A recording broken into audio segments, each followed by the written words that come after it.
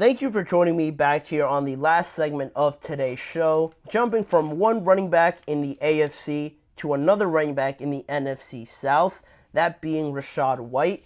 Rachaad White, clearly, as you guys can see, is targeting a 1,000-yard season for the Tampa Bay Buccaneers, but with that being said, he didn't reach that last year, adding to the tally of, or I should say the drought of 1,000-yard rushers in Tampa Bay. But regardless of that, the Bucs still won the NFC South last year with a 9-8 record.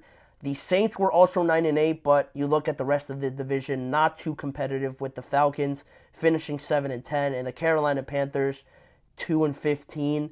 So yeah, really not a lot of competition there to really push them and show if they're truly a great team. They won the division, but how did they stack up with the rest of the NFC? It's hard to tell just based off of that division. They did win. They beat the brakes off of the Eagles in that first year, but again, the Eagles weren't really the Eagles in my eyes at that point.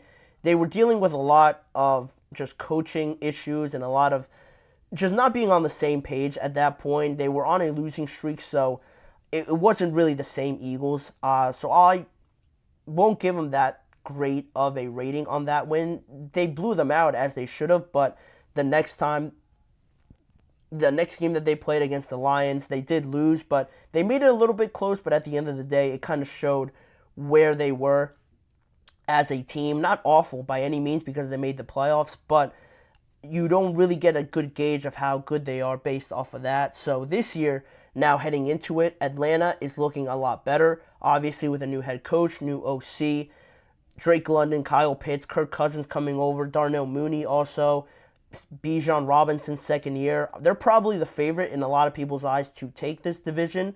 Really not because of their defense, because of how great that offense is projected to be. People have them as the favorites, but the Buccaneers are the reigning champions, but they also didn't bring in too many new pieces on offense. They really focused on bringing back their usual stars like Baker, Mike Evans, Antoine Winfield. It's the right strategy, obviously, to bring back three of your biggest pieces, if not the three biggest. So that was a great thing that the Buccaneers did, but what can they do now to try and keep up with Atlanta? Something new, something to add this year in 2024 to try and keep up with everybody else's improvements. You know, the Panthers got better.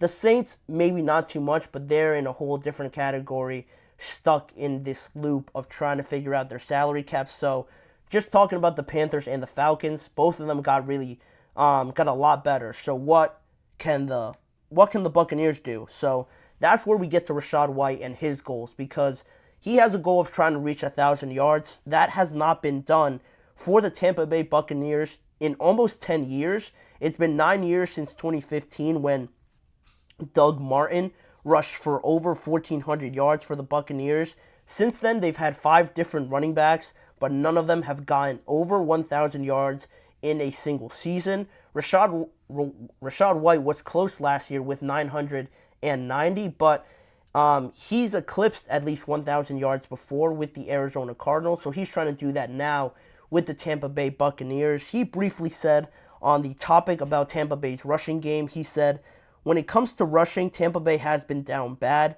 My goal and what I expect me to do is to turn that around, and that's to be a top 10, top 15 to top 12 at the minimum." Obviously, there's not going to be there's not been a 1,000-yard rusher here in 9 years, and obviously I was 10 yards short of that last year. So being so close, it obviously stinks that he couldn't get to that mark. But talking about what that could really mean, why is that such a big thing? Well, to me, it's such a big deal because we're talking about really the big idea of determining if the Bucs are a good team. Can they compete with the improvements that the Falcons and the Panthers have made?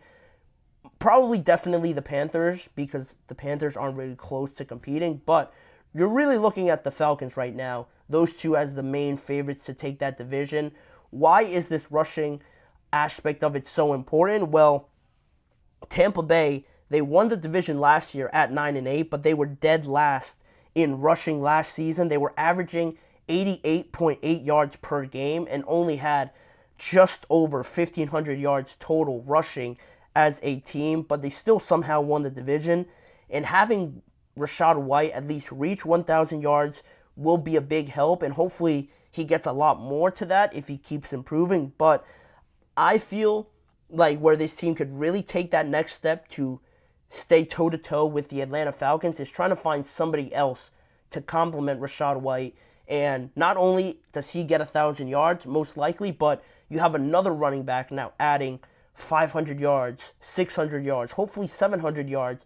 And then that way, you're not so one-dimensional and having to overly rely on Baker, on Mike Evans, on Chris Godwin. Great weapons to have.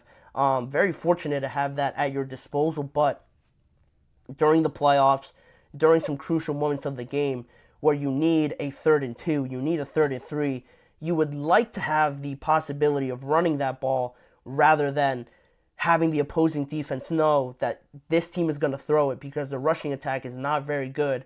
And say, God forbid, Rachaad White gets hurt, then you really have no running game, and you can make this offense more dangerous by being so one-dimensional.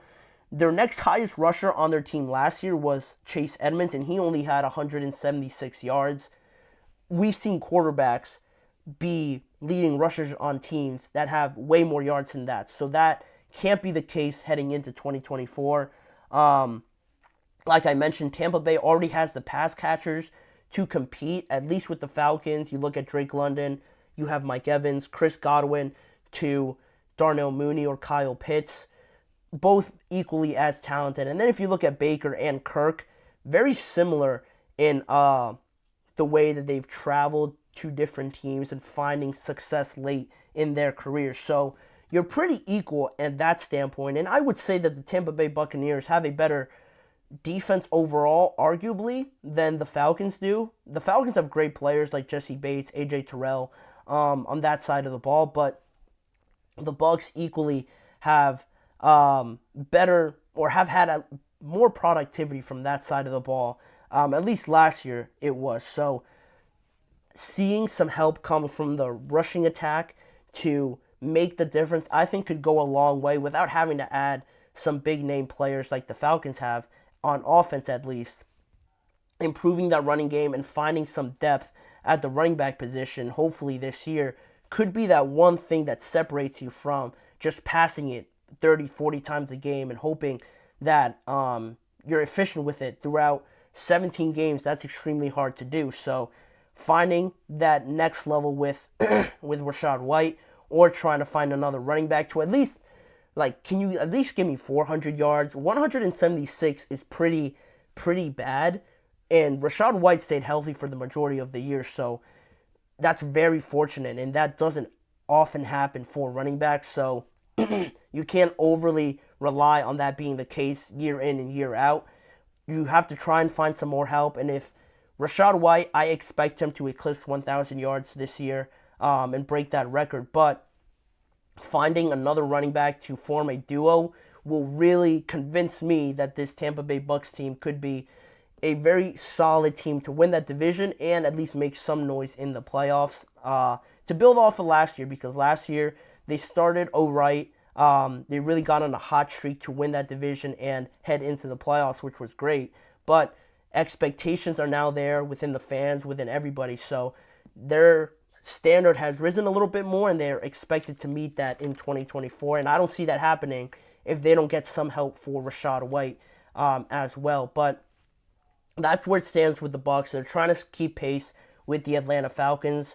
The Falcons could be more exciting, but at the end of the day, it's about winning that division. They could look at it different ways, and hopefully for the Bucs, they could do it through the running game. So that'll be interesting, that dynamic, and when they play each other should be very entertaining to watch. But with that being the case, that'll wrap it up for today's show. That is everything I have for you guys on today's episode. I want to thank you guys for tuning in to today's episode of the GSMC Chip Shot Football Podcast.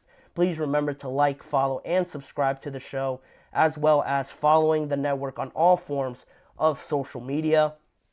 If you want to catch more of the GSMC Chip Shot Football Podcast, check out the 2 YouTube channels, the Podcast Network channel and the GSMC Sports Network channel, as well to check out YouTube Shorts All the live shows are recorded and posted on there, and individual segment videos as well. Tune in every weekday at 6:30 p.m. Eastern Time for more discussion and conversations around the NFL with me, Manny Maradiaga, as your host. Thank you guys for joining me. Hopefully you guys all have a great weekend. We're getting closer to training camp, so we're going to talk more about that next week on Monday, back here with me again.